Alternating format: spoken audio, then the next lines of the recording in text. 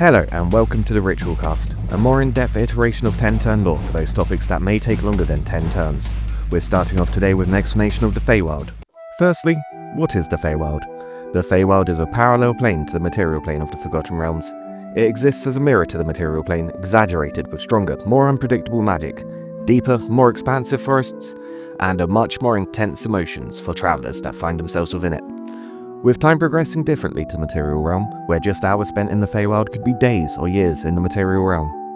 It exists as the opposite reflection of the material plane to the Shadowfell, which is a much darker and decaying plane. But what does this actually mean in respect to the realm of the Feywild? While not a perfect one-to-one copy of the material realm, locations themselves can find themselves corresponding to locations in the Feywild. What is normally a regular forest in the material realm is now an unending sprawling forest going on for what would be weeks of travel, with gigantic trees stretching to the height of mountains. Travel through these locations are known to be unpredictable, with travellers arriving at locations not due to distance travelled, but with it being the correct time for them to arrive, either due to their own emotions, magical influence, or through the will of powerful Fey that may have taken an interest. But there are more consistent ways to traverse through this realm. Many Fey know of secret routes known as Fey Paths that exist as more efficient form of travel, allowing them to move without so much hindrance. These usually appear as glowing trails through the forests, ancient stone paths, or rivers connecting locations.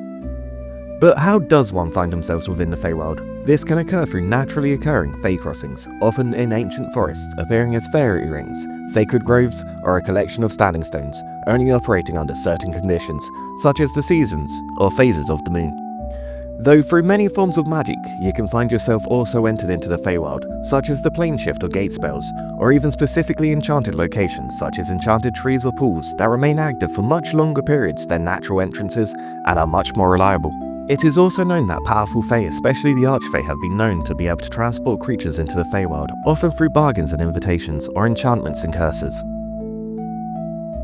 But who are the Fey that inhabit the Feywild? The Fey are ruled by the archfey, notably being Baba Yaga, the mother of all witches, known as a sorceress with godlike intelligence. Hircam, the Prince of Fools, a satyr whose trickery and revelry came before the fall of many kingdoms with his penchant for causing unrest. Oberon, the Green Lord, a staunch enemy of the Goblinoids and member of the Seelie Court, known to offer pacts to the warlocks of the material plane. And Canoff, the Vampire Lord of Cendrillon, an Eldarin vampire lord who once rode in the Wild Hunt and had an army of undead soldiers loyal to himself. But perhaps most importantly, Titiana, the Queen of the Seelie Court, and the ruler of the Unseelie Court, known only as the Queen of Air and Darkness, a being with no physical form. With the Summer or Seelie Court representing light, beauty and vitality, and contrasting and opposing them, the Gloaming or Unseelie Court representing darkness, cruelty, and the more malicious Fey. Beneath the Archfey in the hierarchy are the Fey nobility, often powerful dryads tied to ancient trees, satyr and eladrin nobles of significant ability, or more unique Fey lords and ladies. And the rest of the Feywild being lower beings such as sprites, pixies, quicklings, blink dogs, redcaps, darklings, and boggles. Often serving within the priorly mentioned Fey courts or local nobles.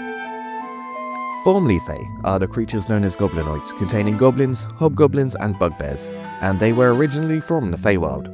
While in the Feywild, the Goblinoids worshipped a pantheon of gods, until their current god, Maglubliet, waged war across the Feywilds, killing opposing Goblinoid gods, and rose to power, which resulted in the Goblinoids' exile to the material plane from the Feywild.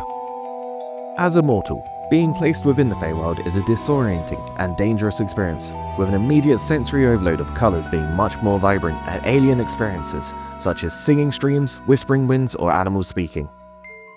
But the danger comes from the inhabitants of the Feywild as well as the Feywild itself, being known to exploit and trick travellers into unfair agreements or twisting the literal meaning of words, or with certain denizens of the Feywild being outright dangerous predators, and the world itself often working against you, with it reforming to the whims of your own emotions or powerful Fey, often leading to the demise of many travellers of the Feywild. Thank you for watching this first Ritual Cast. Please give a like and a subscribe if you found this entertaining or helpful, and feel free to let us know what you would like covered next.